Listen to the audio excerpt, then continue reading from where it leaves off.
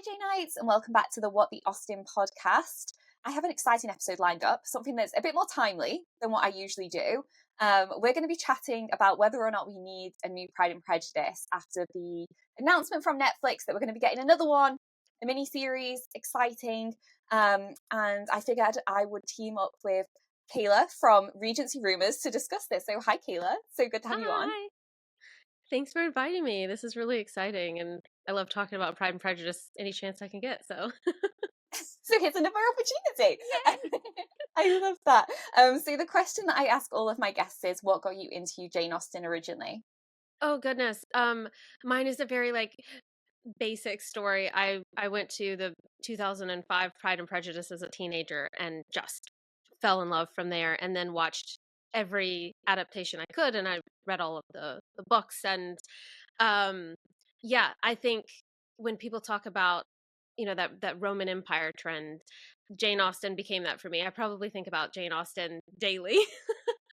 And it's my comfort watch and read. So yeah, I shape a lot of my love for fiction and storytelling around Austen as a novelist, really, and how she kind of opened up um romance in a way for fiction. And so yeah, I've just been a lifelong lover of Jane Austen, and I'm excited about the, what is it, 250th anniversary this year?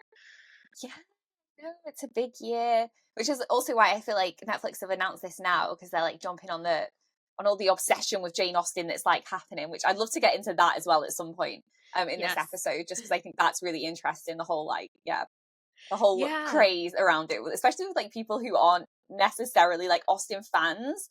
It's really interesting. We'll get into that, but I also want to know, because obviously like a lot of your content is about like period dramas in general, so like what was your entry into period dramas that made you so like into that kind of thing? Yeah, I mean, definitely it was Jane Austen. I think there's nothing more quintessential than a Jane Austen period drama. And so I've always been a lover of period dramas, and so I decided during lockdown essentially to start a podcast with my husband on Bridgerton, because I was like, this is so exciting that kind of the Regency era is becoming more mainstream. And I mean, Jane Austen has always been popular, and that time period for fiction. But with Bridgerton coming out, I think it just opened up a whole new world for people to be interested in the time period and interested in period dramas. And it was a door for a lot of people to explore period dramas from like the mid 2000s and stuff that they never heard of before. And so from there, I started a YouTube channel that was focused on period dramas, history, and historical fiction. And so that's kind of where I sit on social media, is talking about mostly period dramas, and then history connected with that. I have a PhD in Welsh history, but I'm really interested in the ways that we kind of receive and interpret stories. And so I think period dramas are one of the best ways to learn about history, not because they're historically accurate necessarily, but a lot of people go away from watching period dramas wanting to know more about a time period. And even though a lot of times they take a lot of artistic liberties in creating these period dramas, people become a lot of times more knowledgeable about a time period, or say an author or key figure, from first initially watching a period drama, and things like Injustices and stuff like that. People become aware of them through watching impactful stories. And so for me, as a storyteller, a historian, and like an aspiring writer, I think period dramas are a really powerful way to connect people about stories from the past. I love what you're saying about like the fact that with period dramas people take creative liberties, because I actually think that is like just exploring history in general though. Like we think period dramas, like someone has put like a creative flair onto this, it's so different, but I feel like researching any point of history is kind of like that anyway, because it's always written by specific people and they have their own like biases on things. So there's so much we don't know about history, and a lot of times it's important to have an understanding of how history is collected and told and who it's told by. So yeah, it is one of those things that this, I think it's in June that there's going to be several period dramas coming out, the Buccaneers, Gilded Age, and one other, I think, and they're all in the same, maybe the Forsyte Saga, and they're all like in the general same time period. And it's just so funny because those are all different, will be different interpretations of those time period. Yeah, they'll have things that are very similar about them, maybe in the costuming and things, but with period dramas, that's just a good representation of, writers and historians and stuff. It's kind of how you correlate that history to how it's retold. So it's not that it's necessarily that people are lying about history, but it's just in the way that it's presented. Yeah, and there's just so much that we don't know, so people sometimes fill in gaps. So yeah. Yeah, but like you said, like it introduces more people to certain periods in history, and then they can explore it more. Like you said with Bridgerton, that was absolutely the case. Even though Bridgerton falls more on the fantasy side, Yes. Yeah. it was so beautiful and so endearing, and kind of just really spoke to people. Obviously, like majority of us now, like our lives are intertangled with social media, right? And like to then have that kind of showcased with this like Regency backdrop, it's also glamorous and beautiful. It's like modern day music, like mashed with like classical. Like they did a really good job of making that really accessible. So I appreciate what Bridgerton did for people celebrating the Yes. Regency era more. Yeah, I'm much more of a Janeite in that way of like I'm always going to prefer to see that kind of version of the Regency period on the screen, but I think yeah, Bridgerton's been a great way to bring people into learning about the Regency period and period dramas in general. I'm always excited when I hear people are like, "Oh, I started watching Bridgerton and that led me somehow to North and South." I'm like, "Ah, that's amazing." So, yeah, I think they can be great ways for people to learn about history. Yeah, no, I love that. So topic for today, I would love to know your initial thoughts when you heard there was going to be a new Pride and Prejudice. So I remember there was like rumors like a little bit even last year there started to be rumors about potentially there being this like new adaptation. There was like suggestions about casting and stuff, and then I got like the wildest like email come to me that was like, it's like breaking news, like I don't know, it's like from one of the PR firms who were like covering it, and they were just like casting blah blah blah, and I was like, oh my gosh, this is so dramatic. And then it was everywhere. When I opened my Instagram, it was like it had just blown up. It was wild. So yeah, I'd love to know your initial thoughts, like when did you Yeah. start hearing about it? At first, I thought it was a rumor, to be honest with you, because sometimes that happens with period dramas where they're like, they're gonna remake this, and then it goes away and you never hear about it again. And that's happened a lot. I think with Wuthering Heights as well, where they keep saying they're gonna bring out an adaptation and Natalie Portman's attached and all these, and then it falls through. And so it was one of those things that when they said that Netflix was going to make it, I was like, huh, maybe this will happen, maybe it won't. And so now that it's been pushed forward a lot, I'm like, no, this is actually happening. And yeah, I've had mixed feelings about it from the beginning. Um, I am much more of the mindset that I would love to see other Austen adaptations on the screen that we haven't had in a while. So Northanger Abbey. A lot of my followers on YouTube will know that I am not a fan of Persuasion that Netflix put out. So people have been waiting for a very faithful Persuasion for a long time. So when this came out, I was optimistic, I guess, but I wasn't necessarily excited about it. But with it being Jane Austen and Pride and Prejudice being her most popular novel, I'm I'm always up for seeing how people interpret Pride and Prejudice, and I'm gonna watch it. Like I think, yeah, I think that some people say like, oh no, I'm this gonna version is my boycott favorite. it. Yeah, boycott it. And I'm like, even if I end up not liking it, I'm gonna watch it. Like I can't resist. So, Yeah, and I yeah, think a and lot I'm of part of the problem too. Like I will watch it even if I don't like it. So yeah, yeah. So, and I mean, sometimes it's a way that we can come together and complain about the things that we don't like, and so there's camaraderie in that too. But I definitely think, yeah, I'm going to be watching, and I'm excited to see what they do with it. I think with it being a series rather than a film, there's a lot of stuff about the 2005 Pride and Prejudice that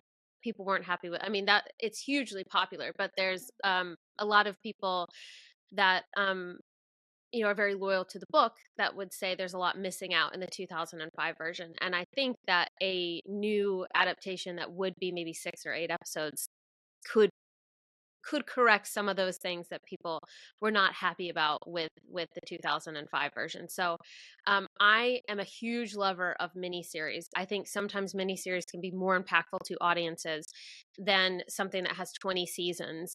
I would much rather a miniseries that tells a very contained story in 6 or 8 episodes that I can watch over and Yeah. over again than I would something with 10 seasons that lags in the middle and that got canceled, and there's a lot of cliffhangers to it. So I I'm excited that this is going to be a series rather than a film from Netflix.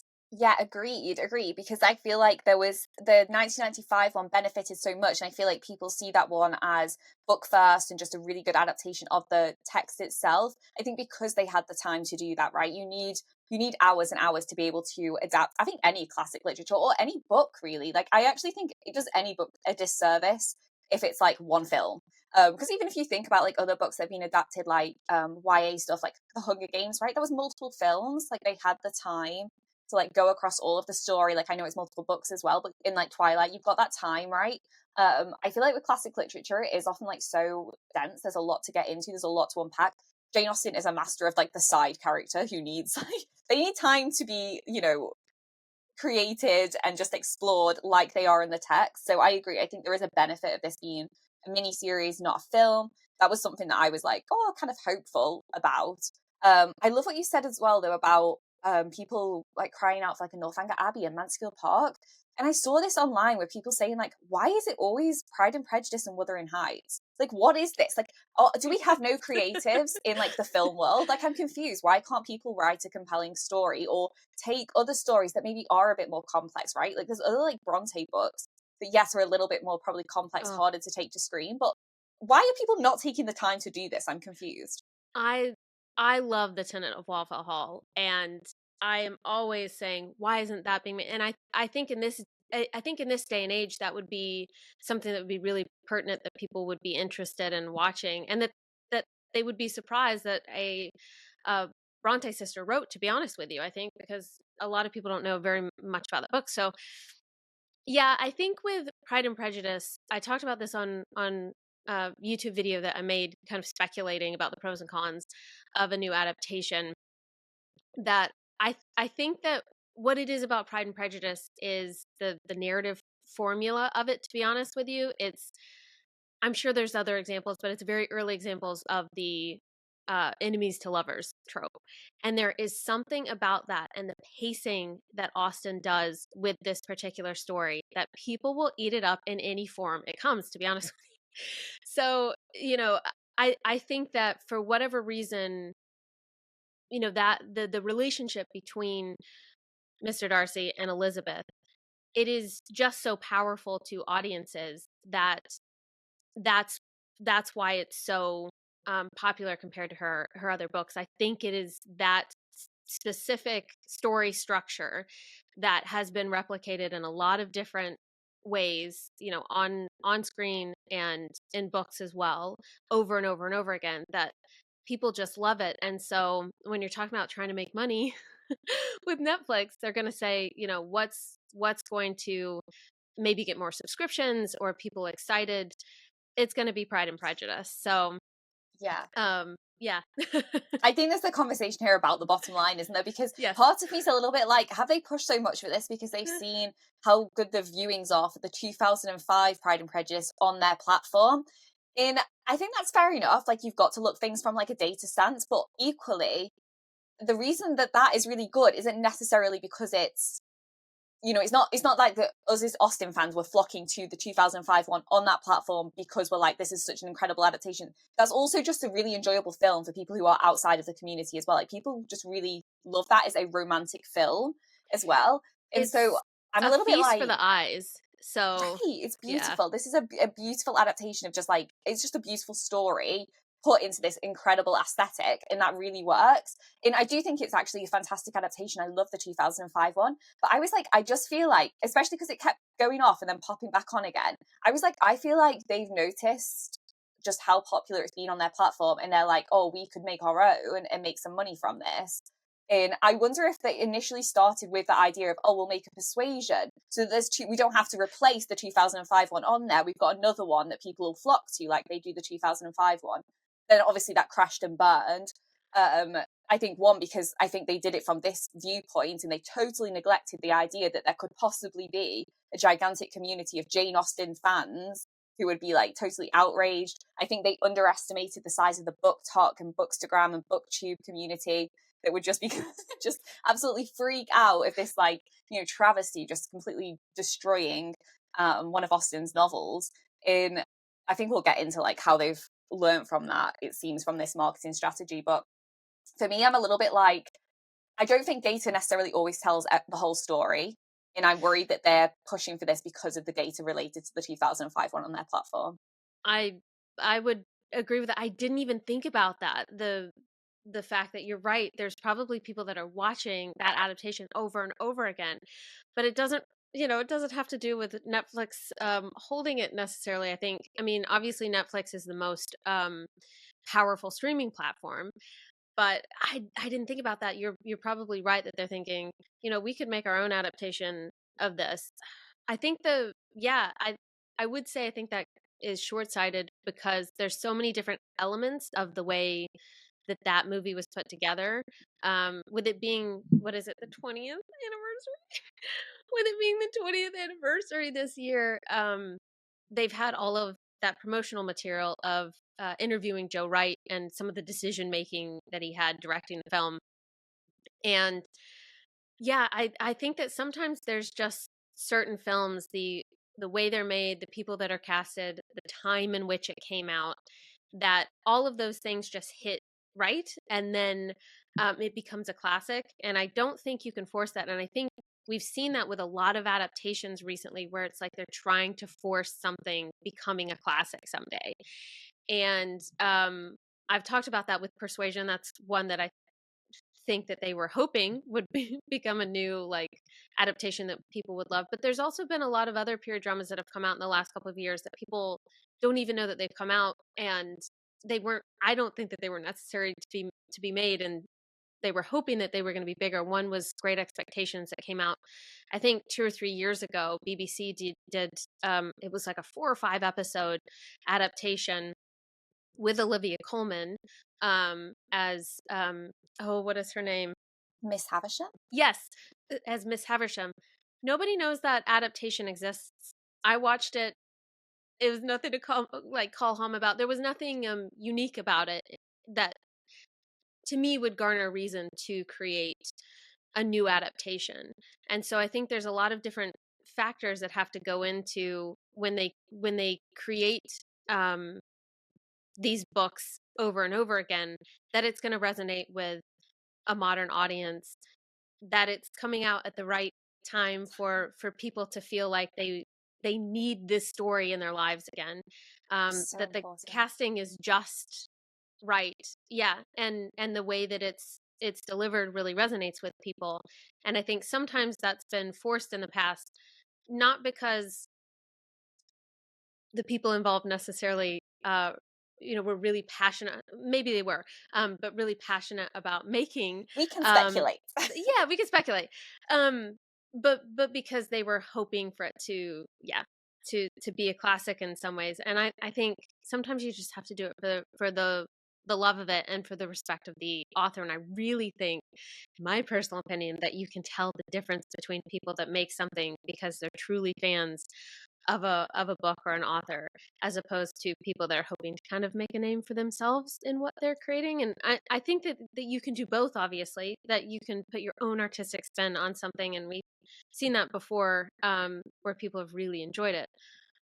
But I think if the main reason of that is that you want something to be different or to cater to a specific audience, say Gen Z, that in prioritizing that over the story itself, that it can come off disingenuous to some audiences. That's kind of my take for some adaptations.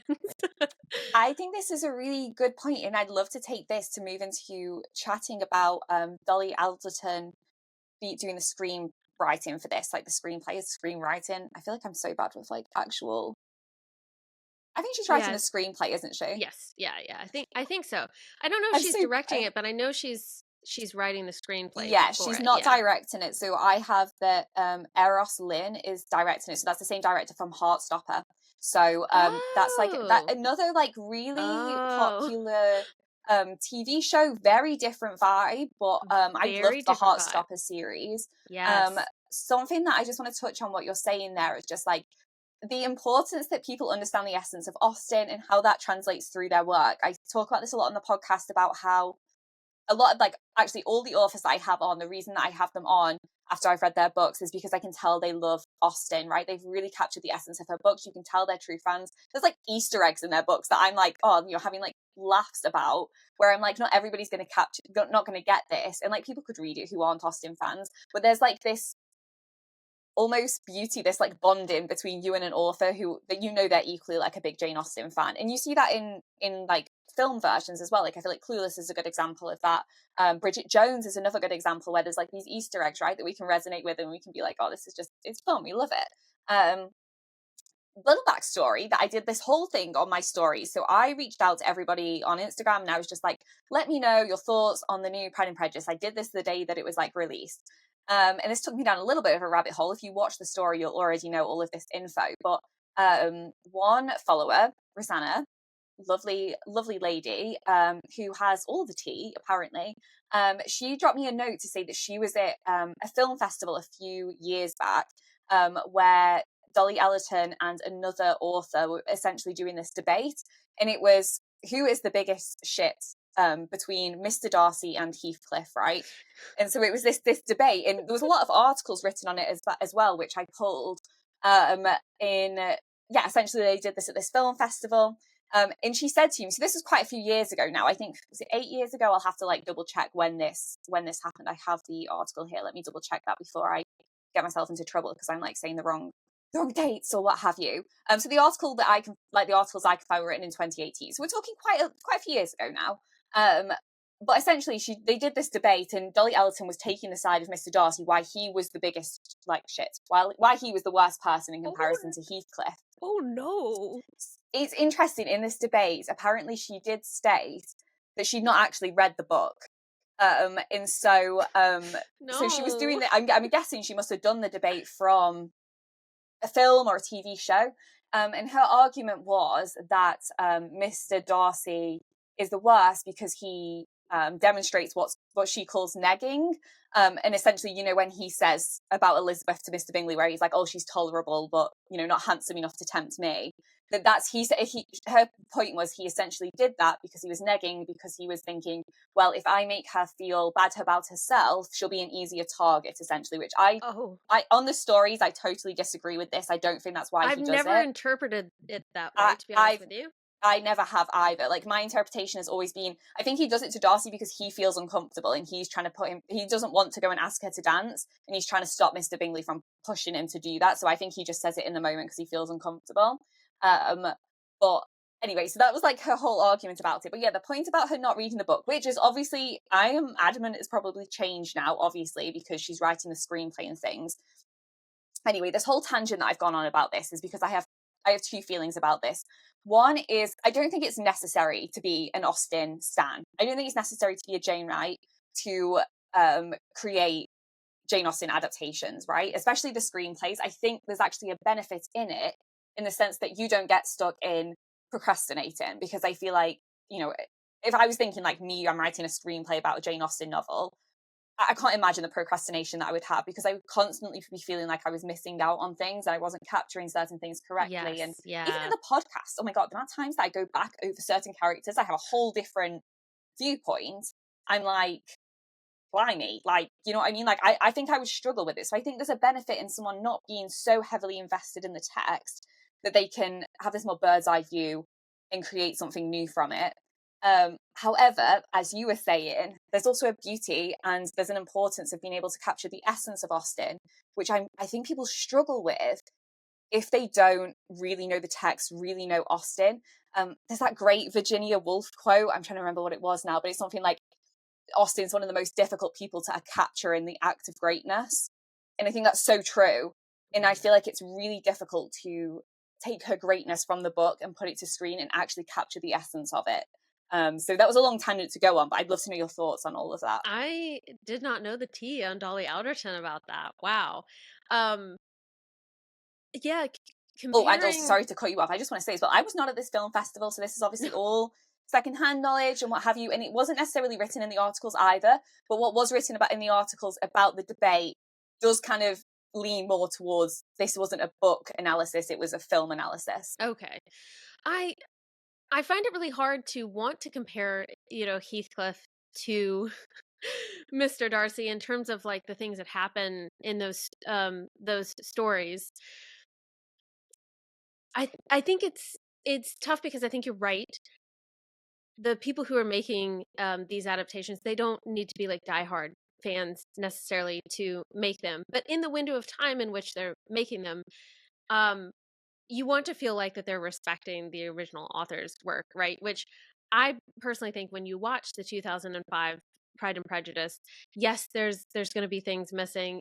Yes, Keira Knightley's version of Elizabeth Bennet is not as necessarily pure to Austen as the 1995 one, but I think in the way that film is done and the main themes and dialogue that's been constructed from it, you can tell that he respects Austen's work and uses it as a basis for his own. It's not that he's trying to completely copy what's on the book onto screen. He's using Austen's work as a basis for his own. There's nothing about the structure of the story that he changes so much that you've got like random scenes that were never in the story, or that he's taken out so much of it that we go, is that Austen? Like what's happening here? Um, but yeah, it is his own artistic interpretation of Pride and Prejudice, and that's where um, people that are in the film industry, they're not going to make a film that is so pure to something that they can't put their own spin on it, because you want to be able, I'm a creative, I want to be able to create things that I think have my vision on them. So I understand, these directors and screenwriters wanting to do things that they think would have a really impactful spin on it, from their creativity. But I think there's a balance to be had, right? Where people who are fans of the original work can feel like that they can see Austen and the things that she was trying to convey through the book on the screen. I think the big point of adapting something like Pride and Prejudice or any classic book really is that you want people who have read the book to be able to feel some of the similar things that they felt reading the book for the first time. I think that the hard thing in this day and age is that with love interests in books and films, really, we're in an age where we obviously don't want these love interests to be problematic, which is super understanding. At the same time, every character needs conflict and growth in a story. That just has to happen. And so for me, the mildest form of that is through a character like Mr. Darcy, who is still respectful and polite in society, but yeah, he's got a chip on his shoulder. And if he came in perfect, what would we learn from it? It would be a very boring story. And so to me, yeah, you have to have characters who grow and make mistakes and say things that they don't necessarily mean. And especially when you're talking about two young people who have crushes on each other, people are cringy. That's what happens when when you have a crush on someone when you're what are their ages? I think Elizabeth's supposed to be They're like, what, they're like 21 and 20, 25 or right? Like 26. Like, they're in their yes, 20s. Like, yes. definitely, like, not even late 20s. So, If I people, think about the way I was in my 20s, there's just a lot of things that you do or that you say that are immature because you're still kind of finding your feet as an adult. And so yeah, I think it's important for characters like Mr. Darcy to have things that are wrong with them, because there's no story otherwise. It's really important that characters have conflict and growth with others to finish up a story well and to unite people. They have to have some of those story elements in order for that to, yeah, to be considered a story, I guess.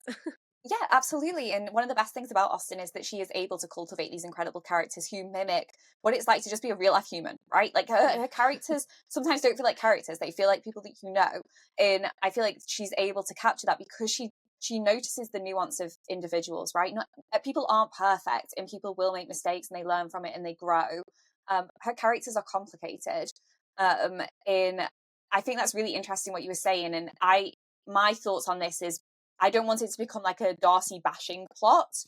I don't think he's that bad. Like her point, like Dolly's point in the debate as well, was saying that she thinks it's a bad thing for women to feel like they need to like change, or like, you know what I mean, that like, oh, I can like mend him, I can fix him to be this better person. Whereas that for me has never been the plot of any of Austen's books. In fact, I've No. never got that from any No. heroine.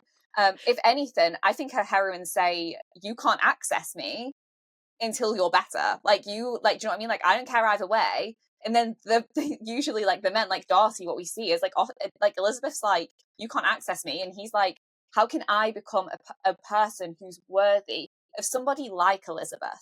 It ceases to be even about Elizabeth specifically, even though he's fallen in love with her, because he thinks that ship sailed, I missed my chance. And so he improves for his own benefit as well, because he's like, I want to be the best version of myself. And Elizabeth's far from perfect as well. She makes so many mistakes and like fumbles, and like she has to go on her own journey, which is very similar to be like, actually, I want to show up as the best version of myself. I've had these biases. I need to learn to be more understanding and accepting of those around me, and actually get the full picture before I start jumping down people's throats. So that's a whole journey in itself. I feel like, yeah, the best thing I've always taken from all of Austen's heroines is it's not your responsibility to change anybody, and you don't need to accept rubbish from anyone. I've never seen Elizabeth as like accepting that what Darcy did and being like, oh my goodness, I will make him love me. Like she doesn't give pick me at all. And so I'm like a little bit like, I've never got that. I've never gauged that from any of Austen's heroines. I actually think they're the complete opposite, and tell women to be like, no, don't let this man treat you this way. Like, just don't give him access to you. If he behaves badly, you go and live your best life and avoid him.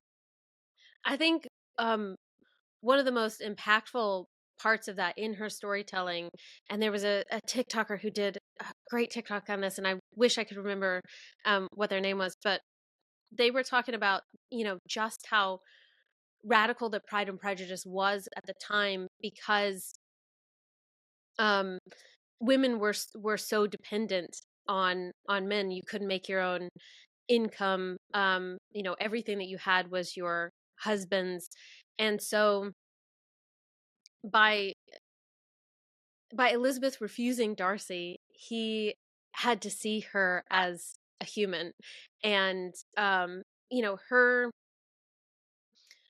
refusing a proposal from somebody that had that kind of wealth and connections in life, that was huge back then.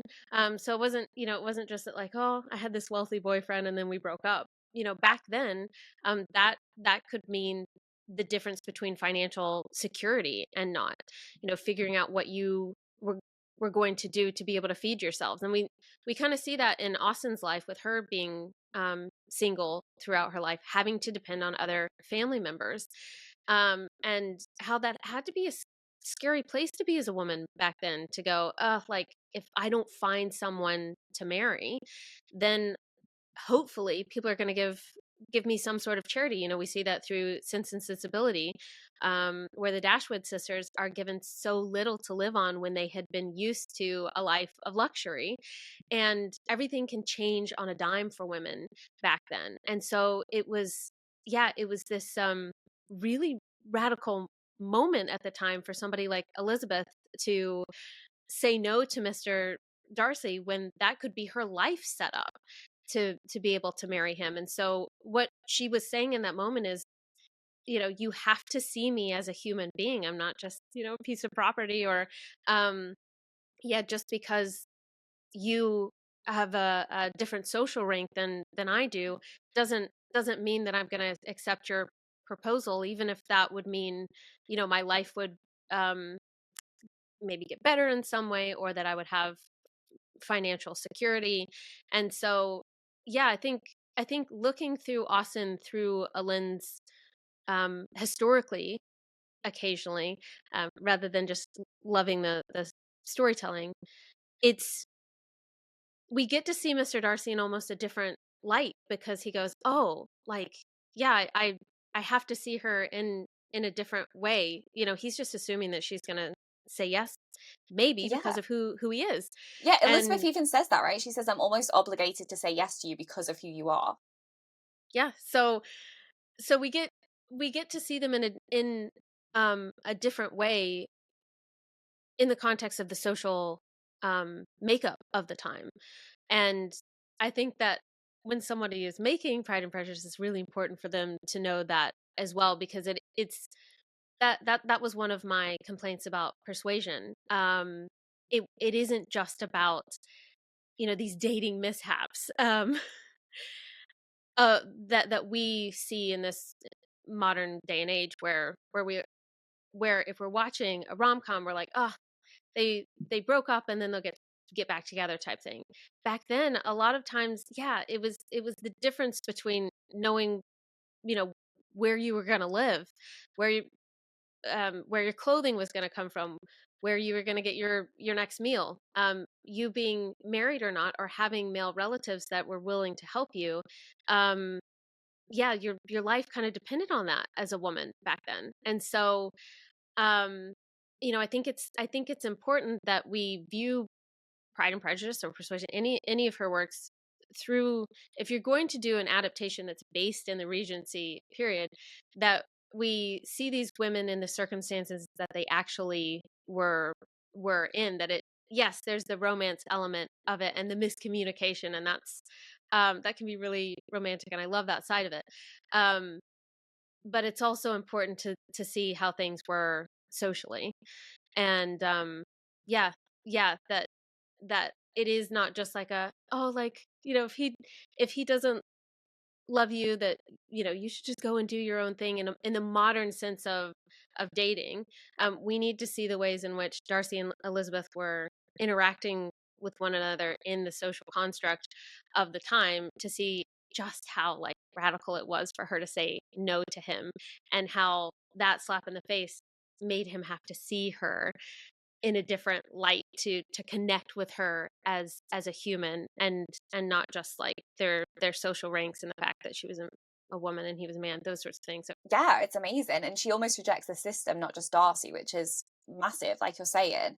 Um, I feel like, you know, Charlotte Lucas is a good example of this. I feel like there is actually a gap for a Pride and Prejudice that focus more on the darker aspects of the book itself. You know, not everyone is the heroine, not everyone is Elizabeth, not everyone is Jane, getting there happily ever after, having all this wealth and fortune. It's also fantastic, and then get to marry people they love. There was a lot more Charlotte Lucas's than there were Elizabeth's. And I would be really interested in an adaptation of Pride and Prejudice that focuses on the people that are kind of cast to the side, the women who are cast to the side. Another great example of this, I would love a accurately cast Lydia Bennet, because I want people to know what a predator Wickham is. Like, I feel like it's so easy, especially in the 2005 one, to still kind of, to not quite see what a bad guy is, to kind of joke it off.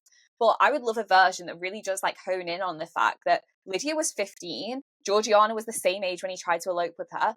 Like, I would love a casting of Lydia where it actually shows how youthful she is, and the fact that Wickham is a creepy, awful predator going after young women.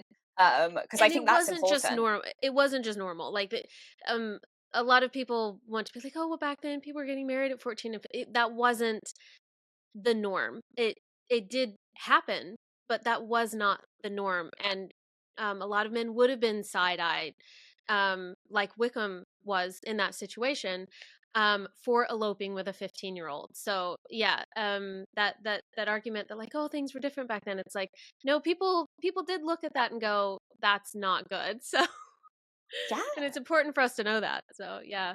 And just his habits in general, his gambling, and the fact that he's like, like there's like lines that say he's like sleeping with the whole of like the town, and Mr. Darcy's like literally goes around sweeping up everything behind him.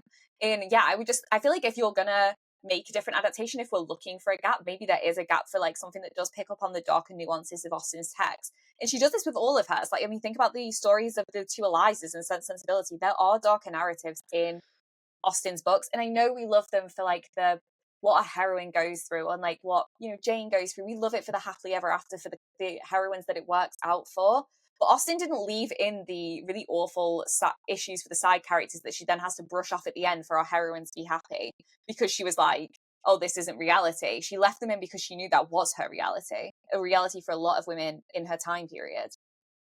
Yeah, absolutely. And I do think that the 2005 Pride and Prejudice does such a good job, with the limited amount of time that it has, showing what happens with Charlotte Lucas and how that affects her. And also that scene where she comes to Lizzie and she's like, don't judge me, you know, that I'm 27 and single, and that's become obviously a bit of a trend on TikTok and Instagram for people to use Understandably, that, you know? because we can all relate to Charlotte Lucas nowadays in this economy. Thank you. We Yeah, get it. yeah. And I love the fact that Emma Thompson wrote that scene, that you know, she was reached out to help with that. And it seems like something that Emma Thompson would write, to be honest So Emma with you. Thompson wrote that bit for Charlotte She Lucas did. in. And there, yes. So basically, as far as I know, there were kind of rewrites, and there was something not going right with the scene, and so she rewrote it. They reached out to her because of her writing Sense and Sensibility and wanting, I guess, to have this scene be really impactful, and she wrote that. I know, isn't that so cool? Oh, that gives me goosebumps. I love know. that. I know. So, but it feels like a scene to me that you can tell that Emma Thompson has wrote. But I feel like that's the kind of impactful storytelling that really resonates with people. You don't need a lot of time. You don't need to have this character have you know, a full on storyline that takes hours and hours. If it's done right, it really can connect with audiences about just the kind of situation she was in, the difference between her and Lizzie, and her going, you know, I don't have the kind of options that you have.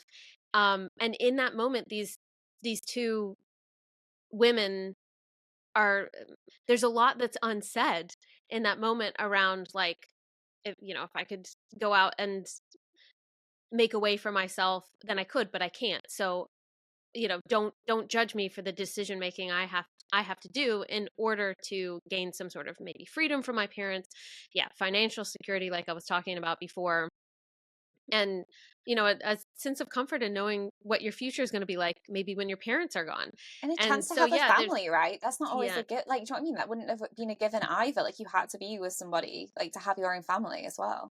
yes, yeah. So I feel like there is so much that is said that's unsaid in that scene, that so many people quote it today, and so I would love for a new adaptation to, you're right, show that side of it, of a lot of the things that didn't happen with the new Persuasion, um around spinsterhood and the possibility of spinsterhood and what that would mean for women, and how that guided their decision making to do with, you know, love and life in general.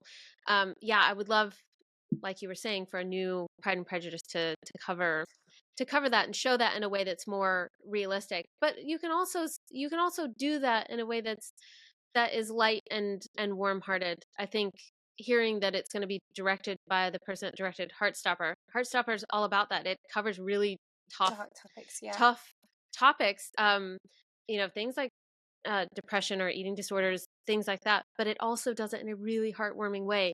There's a way to balance that. And so I am hopeful with you telling me that. I didn't know that. I'm hopeful that topics like that, nuanced topics like that, can be covered, but they can also be heartwarming, and they don't have to be overwhelming to the plot.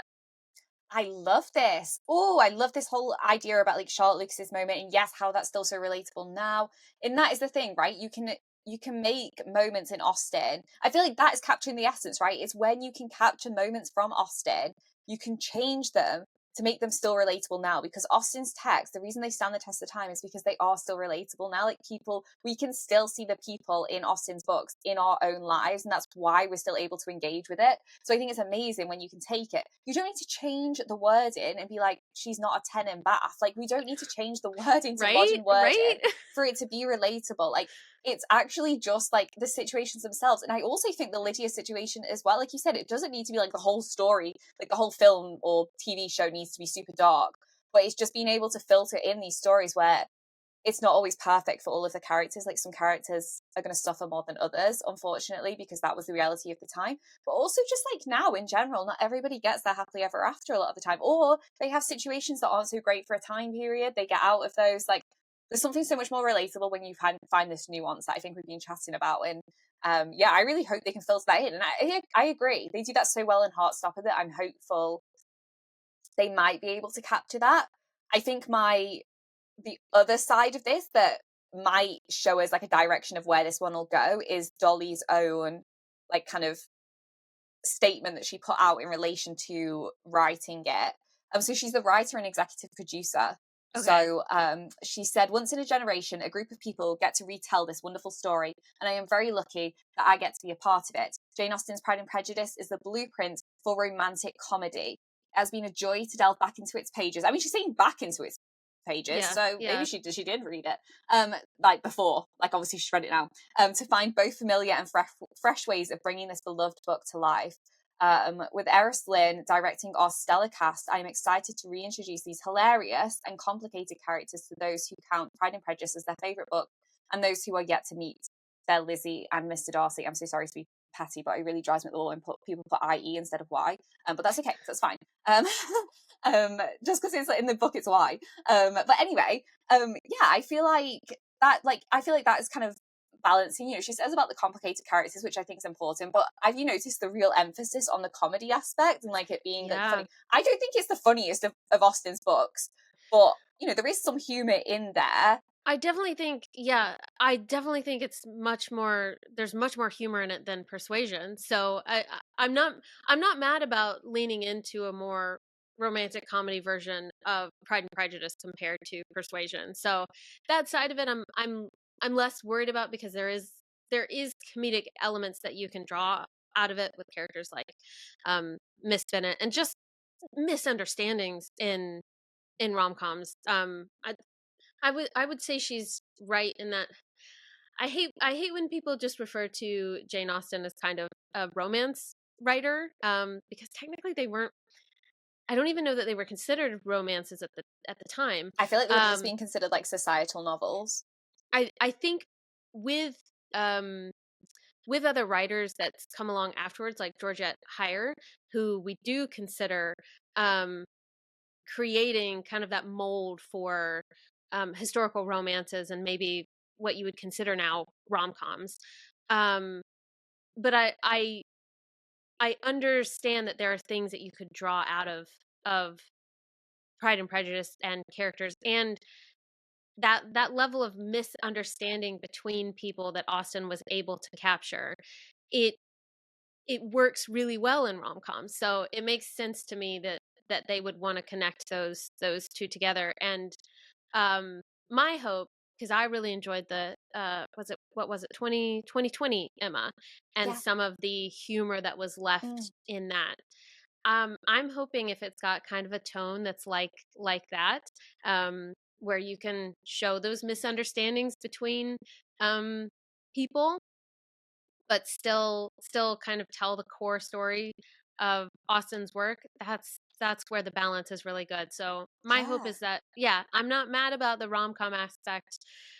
It's just, balancing it in a way that I'm not feeling like I'm watching Regency Bridget Jones. Like, please don't put me through that again. Don't. We all got trauma from that one. Don't do that to us. That's so true. It is so true. And I actually think maybe the best way to capture the Austen's humor is to use the blueprint of Emma, because I think, for me, I feel like Austen's humor is incredibly difficult to lift from the pages. It's almost like the ink that she writes with. It's like, how do you actually pull that out and put it onto screen? And I feel like the one that you see the most of it, that it's much more tangible, is Emma. So I feel like if you took the humour elements of Emma and kind of tried to translate that into the text of Pride and Prejudice, I think would work better. It absolutely did not work for Persuasion, but that wasn't even Austen's humour. I don't even know, I like don't the know what it octopus was. scene. Yeah. I don't know. I was so confused. And like you said, that is like the one, her most somber book. Like she's writing it when she's dying. Like it's about like deep soulful love. Like it's such a different storyline, I think, to a lot of, I think it's a different tone entirely than a lot of her other books. Not that I it doesn't agree. have humor, but even the people who are funny, they're funny in like a really, almost a toxic way. Unlike, like in Emma, where it's much more playful, and in Pride and Prejudice it's playful as well. Like Mrs. Bennet is one of the funniest characters in that book. Oh, And it's because she's ludicrous, and the same with, but also like understandable. Like she's ludicrous, but we're also like, we don't hate on her, like Sir Walter Elliot, for instance, because we get it. This woman, she has children to marry off. Like she is worried about yes, her own yes, lifestyle. yes. Who hasn't known people who have mothers who are like, oh, I want to introduce you to this guy, and like, I think, yeah, as much as Miss Bennet seems ridiculous at times, she is such a relatable character throughout history. Like, you could watch a Miss Bennet in a load of different rom-coms today and recognize the character. And yeah, whereas I do think you're right, in some instances in Persuasion, some of the characters are just hateful to be hateful, like, and maybe it was the time of life that Austen was in. She didn't enjoy being in Bath. She didn't like the atmosphere there. Persuasion happens to be my favorite book, so I don't yeah, I don't hate Persuasion. I love Persuasion. But yeah, I do get upset at that version, kind of taking it and trying to make it into a rom-com, because I'm like, no, I wanted to connect with my like sad feelings for Persuasion. That's the whole reason why I love that adaptation. I'm quite a bubbly person, so you'd think I'd love Persuasion the most, but Pride and Prejudice the most, but I think there's something about Persuasion that connects to kind of, yeah, the sorrowful part of you, and then taking that and turning it into a rom-com. I was like, why did you do that to us?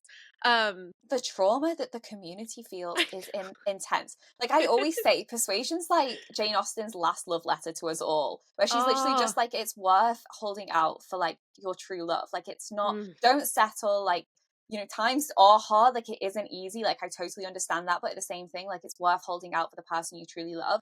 And I'm like, but I also think she's saying that to us. Do you know what I mean? She's like, my writing journey was not easy. I didn't get the success I wanted in my lifetime, but it was so worth it in the end. Do you know what I mean? Like at the same time, like she did what she loved.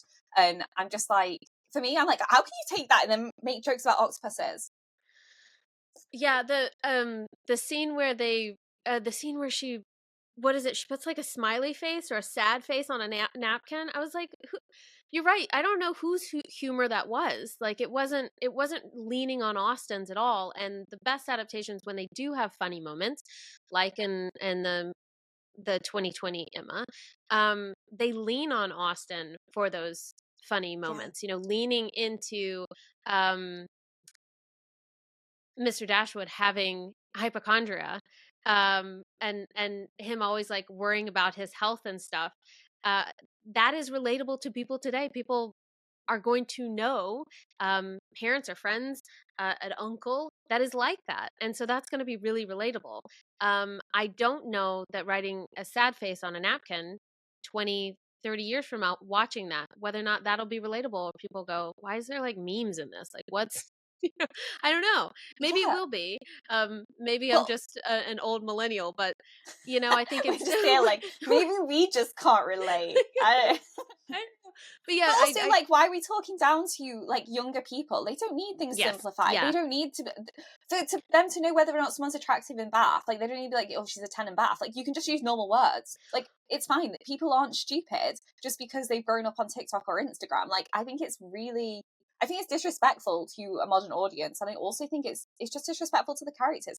Anne Elliot was not Anne Elliot. Why was Anne Elliot this bumbly, clumsy, wine drinking? yes. Like you said, it was like a Bridget Jones, It which was I a love Bridget Bridget Jones. Jones, Yeah, but that was yeah, not who Anne Elliot was or is. yes, Like in the text, she's so different than that. So I was just like, I don't see why that was necessary. Austen's heroines are so idolized and inspiring for so many reasons, and they totally just trashed everything that makes Anne Elliot such a strong, resilient, incredible person. Yeah, but In that. also not being one of the reasons I resonate less with Pride and Prejudice is because I'm not an Elizabeth. Like, I don't um I'm not always the most confident person or sure person, and I see Elizabeth as being a bit of a free spirit for her time period, whereas I think Anne suffered with anxiety and probably overthinking and a lot of moments of solitude, and I resonate with that a lot more. Not always being sure of myself. I have anxiety, and so we see less of the Anne Elliots on screen than we do the Elizabeths, the ones that are like, "Ugh, I'm not gonna marry you no matter what." Whereas Anne uh, was led by someone else not to marry Captain Wentworth. Like, the she cared about her reputation and how people around her saw her, and probably overthought a lot of things to do with who she was going to marry, or how she answered family members, or um how she went about the world. And as an overthinker, I really like resonate with that. Whereas with Elizabeth, I would love to be like that, to be able to to say no to somebody with that sort of influence or whatever. I think there would be a part of me that would really be considering it, just because of like my anxiety and how I overthink things, and like, was I being ridiculous in that moment? And Yeah. so I think that portraying Austen's characters as they actually would have been, even if there's elements that you want to change, I think is really important, because there's different types of characters, which is why it was hard for me to see a version of an Elizabeth type with more confidence in Persuasion. I'm like, well, you've taken that representation of this character that a lot of people like myself would resonate with, and you've changed it to be an archetype of a character that we've already seen a lot in other things, um, and certainly obviously in Pride and Prejudice. And so I think that yeah, with this new Pride and Prejudice, bringing it back to that, to me, it's not about having everything be to the T to the way Austen wrote it, but some sort of a form of that. So if you're going to present me with an Elizabeth, I want to be able to see elements of Jane Austen's original story on the screen, and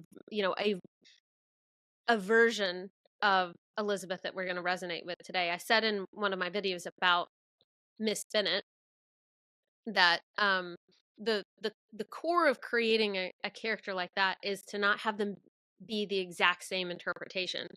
That Brenda Blethyn and Alison Steadman from the 1995 version, those are two different versions of Miss Bennet, but they serve the same purpose in that they both are really concerned about their daughters getting married, for financial security at the time, and also for a lot of social reasons too. Yeah. But But they're both recognizable as Mrs. Bennet. yes, and they both have the common goal is exactly the same, for both of them, and so you can play around with that. And I'm hoping that Olivia Colman, obviously, I think she's going to be a great pick for that, but that she can play around with that character in a way that's unique to her. But the core of what that character wants, and the ways that character will behave in order to get what they want, is really important. And so I just don't like the changing of the makeup of something like that. So in Persuasion, I feel like there's a lot of a changing of like what the character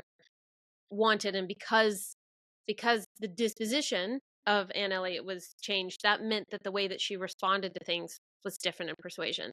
Whereas I'm Oh, hoping with this yeah. new Pride and Prejudice, that what they're going to do is that even if these are different versions, and maybe versions that resonate with a new audience, a younger audience who are going to be watching Pride and Prejudice for the first time, that it will connect with them, but that the building blocks of the of Jane Austen's characters will still be there. That's I think that's that's so my hope. important. I Yeah. feel like you lose Austen if you don't get the characters right. Like, I don't think you can just necessarily take the plot. Like, you have to get the characters right, because I feel like that is just what makes her book so incredible. So I think that's so important. And I agree. And I also think with Anne's story as well, like you said, not all of Austen's books, they have elements of romance in that. Obviously we love that, but at the same time it's not what they're all about. Like even Anne Elliot, she actually is kind of given up on the idea of Wentworth, and she's just focusing on her own bloom. What I love about Anne is she's literally just like, she comes to kind of love herself and let go of all this like hold up and hang up and resentment that she's held towards herself, what she did when she was a teenager and didn't, you know, have her own fully formed frontal cortex or whatever. Do you know what I mean? Like I feel for her massively, and she has to go on this journey and forgive herself, and then she comes out the other side and she's like, actually I have so much to offer, just as me, just as Anne, and I'm not going to be just like pushed to the side and treated badly anymore. Or have to marry my cousin if I don't want to, you know? Like she's literally just comes into her own, and I love that. But I love what you're saying about Olivia Colman as well, potentially having this really good new take on Mrs. Bennet, because we've seen that a few times now, as you were saying. So it'd be good to talk about casting in general. I mean, I don't have any too stronger thoughts on the casting when I was looking at it. My only qualm was, how does this differ from the 2005 one? If we're going solely off like appearance, I was a little bit like, it looks just, it could be the exact same cast essentially. Yes, I kind of felt that way as well. I think that you can tell that who's playing Elizabeth Bennet? Sorry, I've just blanked on Emma. I'm really bad with names as well. Emma Corrin. Yeah. Yeah. I think Emma Corrin has Keira Knightley vibes, to be honest with you. I don't know if you saw Lady Chatterley's Lover. I've seen clips, I've not seen the whole thing, but that was what also made me think that she had yes, I think they're very similar in their vibes with Keira Knightley. So yeah, I agree that in a lot of ways I would have liked a slightly different version of Elizabeth Bennet, and maybe they're going to give a different performance, but yeah, I did, to be honest with you, I did like Lady Chatterley's Lover, and Netflix did that, and I was pleasantly surprised by it. I was like, okay, if you're capable of this, then maybe you're capable of a really good Pride and Prejudice, because I was happy with because there's been a lot of adaptations of Lady Chatterley's Lover, and some of them have been lackluster, and I thought this one was actually pretty good, and it was just a film. And Emma Corrin was great in it, but very quintessential like English Rose type period drama darling in my opinion. And yeah, it would have been nice to petite, like yes the same sort of the same I keep saying vibes, the same sort of vibes that like Keira Knightley or Carey Mulligan. I'm trying to think who else is like a period drama darling. Girl from Cinderella, the actress from Cinderella, she also is very much period drama vibes. She's been in several period dramas. I love her. What's her name? That's so annoying. Yes, I know exactly who you're on about. Yeah. I can't remember right now, but I know exactly who you're on about. Yes. The Disney Cinderella, the live action. Yeah. Yes, there's several actresses who are really great in period dramas. And they're hired Lily for those. James. That was Lily James. That's it. Yes. And they're hired specifically, I think, because it's like, oh, they'll be great in this period drama. And so when Emma Corrin was cast, I was like, yeah, this makes sense. It feels like a safe option to me because I've seen Emma Corrin in so many period dramas at this point. I'm like, well, yeah, Emma Corrin's capable. But I would have loved to see somebody that was an unexpected pick. That in my mind I would go, oh, I would not have even thought of them for this, but that makes total sense. Like this is cool. Okay, I wanted to add a bit because we didn't talk about Jack Lowden playing Mr. Darcy at all. We just got so carried away talking about other things and we kind of ran out of time. But his interview on the BBC where he's literally like, I'm gonna be like the first Ginger Darcy, I am breaking barriers. in kind of saying how good Colin Firth and Matthew McFadden were in the roles, and how he's either going to put his own spin on it or just copy one of them. I honestly, if you've not seen the interview, you've got to go and watch it, or the little clip from the interview, because I swear down, the best response anyone could ever have to being cast as Darcy. So he's kind of won me over with that one. So I'm pretty excited for him. And I hope his personality shines through in the role, because he seems pretty funny. So yeah, my thoughts on Jack Lowden playing it. I just wanted to add this in so you didn't think I was totally neglecting the fact that he's going to be in it. So yeah, here's Hoggle. What do you think, Hoggle? He's like, no, I'll turn away. I think Olivia Colman is that example for Miss Bennet, where I'm like, I wouldn't have even thought of Olivia Colman, but that makes she's going to be great for this. Funny, because I also would feel like Olivia Colman was the easy pick for Mrs. Bennet as well. I feel like a lot of it's been so far, even crossover to their marketing, which I'd love to touch on as well, is I feel like they're very much playing it safe because of what happened with Persuasion. Okay. I'm thinking this from the advertising and promotion of it. They're leaning heavily into BookTok, BookTube, Bookstagram. Like, I think is it Jack Edwards? Like, he's massive, right, in the book world. He did some promotion of it. He's already done some promotion of it. I think even picking Dolly Alderton, who's obviously like an incredibly popular writer.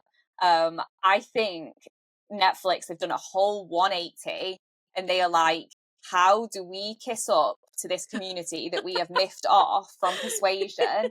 And they are doing everything in their power, which, like, I mean, call me a cynic, like, I don't know, but I literally, that's just the vibe that for me, it's giving too much. Like, I mean, obviously Netflix can't win with me. I'm so sorry. Like, I will totally be I'm open-minded. Like, I'm happy to watch it, and like, I will take it from how I see it. If I don't like it, I just won't watch it again. Like, I'm not gonna, like, it's not gonna ruin my life at the end of the day. But I thought it was even down to me even getting this email, like the fact that the PR people, like their marketing people even sent like the publicity people sent that email like to me and like to other people in the community and stuff.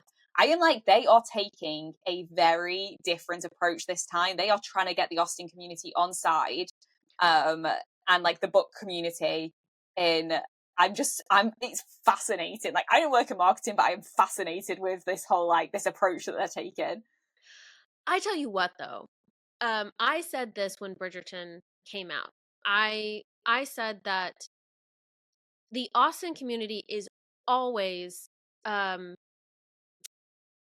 underrepresented. What is it? They underestimated. They're always underestimated, because when we see all of these franchises, the Avengers, Star Wars, that kind of thing, there is a massive audience for those. And so sometimes the audience is appeased, sometimes they're not, but I definitely think in those cases, the audiences, the fans for those franchises are definitely considered in the process. They're thought of when it comes to merchandising and, you know, the theme parks and rolling out more and more and leaning into some of the characters that people really love, doing, you know, new adaptations. I mean, adaptations is probably not the right word. You know, new Spider-Mans over and over, that sort of thing. I really feel like with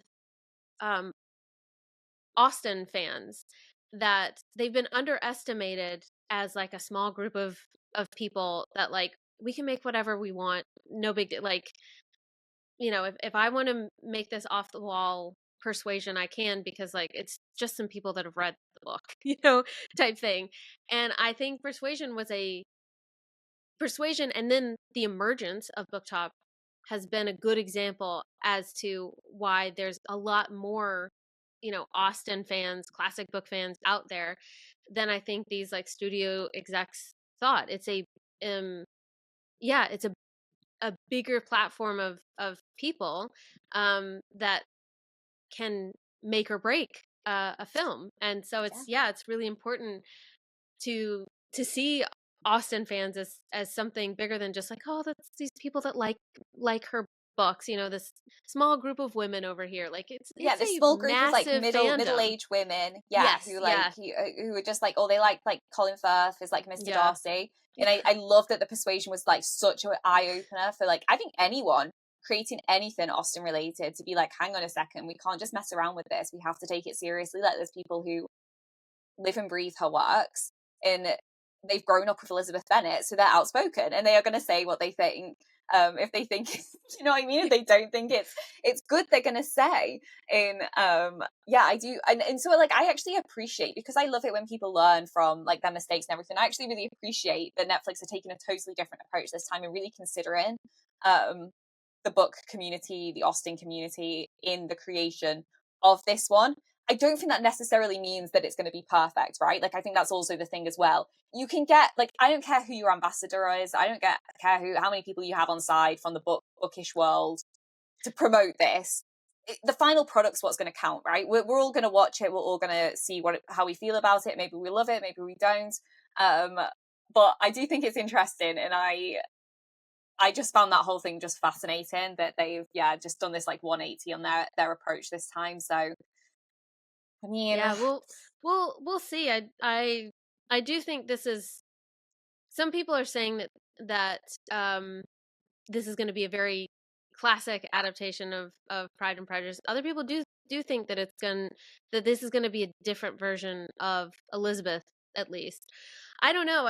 I'm on the fence about it. I'm always of the mindset that I would have loved to seen another Jane Austen adaptation being made. And at the end of the day, one of the things that I say a lot of times to do with Jane Austen or the Brontes is that these are incredibly popular white authors who have gotten their stories out there over and over and over again. And so I love being able to speculate and talk about different adaptations that are out there. But at the end of the day, there's loads of authors in the past and the present that have not been able to get their work out there, and for people to be able to access their stories in such big platforms. So really, it's just a nice, fun way to be able to talk about these new adaptations that a lot of people know about. That there is a lot of access to these stories, which is a good thing. But it just, the space for other people to be seen. Yeah. I think that's Yeah. so important. Like, when it came out about this, I was also saying to people, like, there's so many productions. Like, there's one that I'm working with, like a local community theatre group who are putting on Emma, and like I'm filming the process of them doing that and stuff. Yeah, but I think there's so many, especially this year, there's so many smaller groups putting on these productions, and I feel like there's something about supporting them, because not everybody has these massive budgets to create things, and like you said, to rehash stories that have already been made multiple times. And I genuinely am not under this impression that like we desperately need a new Pride and Prejudice for every generation, that everyone keeps like saying. Like, it's not the Olympics. Like, you don't need to roll it out on a timeline. Like, it's not like, we don't need that. Like, it's not necessary. Like, I think there's a benefit of it, but the 2005 one hasn't aged badly in my mind, so I'm a little bit like, people are obsessed with that even more today than they were. They are. My God, at the moment, I can't even. I'm literally just like, the amount of posts I've seen about the 2005 Pride and Prejudice. I'm going to put out one of my like 1995 like filming location vlogs out like this weekend, because I'm like, let's just like other side of the argument, get like 1995, well, let's remember that, because I'm like, my God, like this has gone crazy because of the anniversary of that film. And people were so happy with the 1995 one, to be honest with you. That's why one of my arguments is that I think people are less fussed about this than they are about what's happening with Wuthering Heights, and I won't go down that rabbit hole. But I think because we have had a semi-faithful adaptation in the 1995 one that people are really happy with, and then the 2005 one is this very beautiful artistic rendition of the story, that people are less fussed if maybe this one doesn't go right, because we have ones that people are satisfied with, compared to something like Wuthering Heights, where a lot of those adaptations, they didn't tick the boxes for what people saw as Wuthering Heights. So people are still not happy with past adaptations. So they were really hoping for one that was going to be very, by the books, Wuthering Heights. And as they're seeing that that's not happening, I think there's a bit of an uproar. Whereas I think with Pride and Prejudice, will people be a bit like miffed if there's things that are, not, very Austen adjacent in it, or if there's things that are missed out. Yeah, like I think there's going to be people, myself included, that'll be like, oh, like this was annoying or that was annoying, but it's not to the point where I think that the world's gonna end or anything. I'll be like, I'll just switch on the 2005 one. It's fine, no big deal. Yeah. So I think but to me that's also an argument for why a really powerful sticking to the book adaptation is what has longevity. I think that the amount of money that probably the 1995 Pride and Prejudice has made over the years, compared to maybe shows that have had 5 seasons but then petered out or whatever, shows you that there is maybe a lot of money to be made in a series that really satisfies a lot of people, that they will watch over and over. And like you said with the 2005 one on their platform, how much money they probably are making from people watching that, how well it's done. Yeah, that there is this argument for, if you adapt it really well to the book, and you don't put a lot of like bells and whistles in it, that the more longevity that it will have for people to watch it, not just this year because, it relates to this meme that everybody saw, this trend, but 20 years from now. So yeah, I'm not a stickler for books needing to be adapted to a T on screen, but I think that is a case to be said, that more people will watch it over a longer period of time, the more faithful it isn't to an adaptation. So things like Pride and Prejudice or Anne of Green Gables, people still watch that 80s version of Anne of Green Gables because it is mostly faithful. So I think if they're thinking long term about the success of it, that might be a huge factor as to why they are deciding to want to keep it more faithful, is that more people will watch it for a longer period of time. Yeah, and I mean, there's been other ones. Like, there's one in the 1980s, and there was another one. Was it 1960s? I don't know for sure. Maybe that one's meant to be like way more, like way funnier. I've only seen clips from it, but it does look a lot more funny than the 1980s one. Looks kind of rushed and not. I don't think that has a lot of people love that one. Some of the 1980s versions of her works are, the Persuasion one of the 1980s one.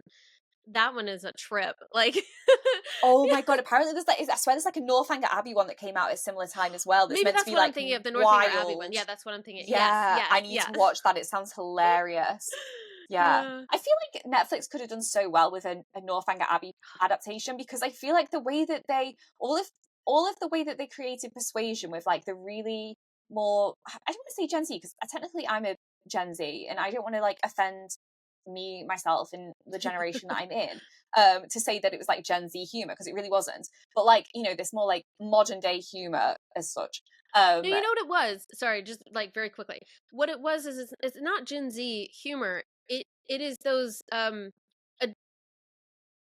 older writers that are writing what they think Gen Z is. So it's like when you're watching a TV show that has teenagers in it, and it's really cringe because they're writing what they think teenagers would think is funny, or like what they think high schoolers would act like, and you're like, high schoolers don't act like that. Like, it's more of an interpretation of what they think Gen Z is like than what Gen Z is actually like, I think. That is so true. That is the absolutely perfect explanation of like what the hell went on there. But I actually think in some ways that actually could have worked more in Northanger Abbey, because Catherine is younger. Like, she is younger, and actually she is more like clumsy and a bit like wild and has all these like bizarre, like if Catherine Morland was sat there and she was like, I have this dream about like this octopus like eating my face off. Yes! Like, I would not have, like, I would have been like, facts. Like, I bet she does. Like, you're so right. I would have loved, I don't know why they haven't leaned into Northanger Abbey, just because there's this perfect mix of like gothic vibes, but also a bit of humor, and Catherine Morland is a book talk girly. Like, she is the definition of like, if she existed today, she'd be on Book Talk and reading all the trendy books and getting like really into fiction. And there's a story to be had between a relationship of a woman like that and then a Mr. Tilney, who is like, okay, you've taken your like book talk obsession too far, and you've created a murder mystery in my family home. You know, like I think that there are ways that they could have modernized a Northanger Abbey that we wouldn't have been mad about, and if they did it the right way, that really would have resonated with a Gen Z audience who are on, you know, book talk and Instagram. I think Northanger Abbey would have been the perfect choice for that. So I'm surprised they haven't. I don't know what I wish I knew more about the inner workings of stuff like that to do with you know, movie execs and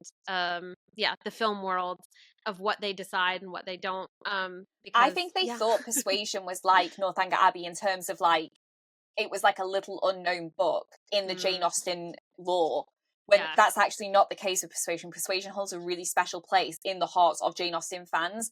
Whereas I feel like you do have a little bit more leniency with things like Northanger Abbey. Sanditon, another great example where they redid Sanditon. They had so much, like, because it's not finished, they had so much time to like write extra bits in. And I thought that was fab as well. Love and Friendship, which wasn't Love and Friendship, was actually Lady and Susan. Like, I feel like if you take ones that are not like Pride and Prejudice or Persuasion, I genuinely think those were the only two that like really you can't mess around with.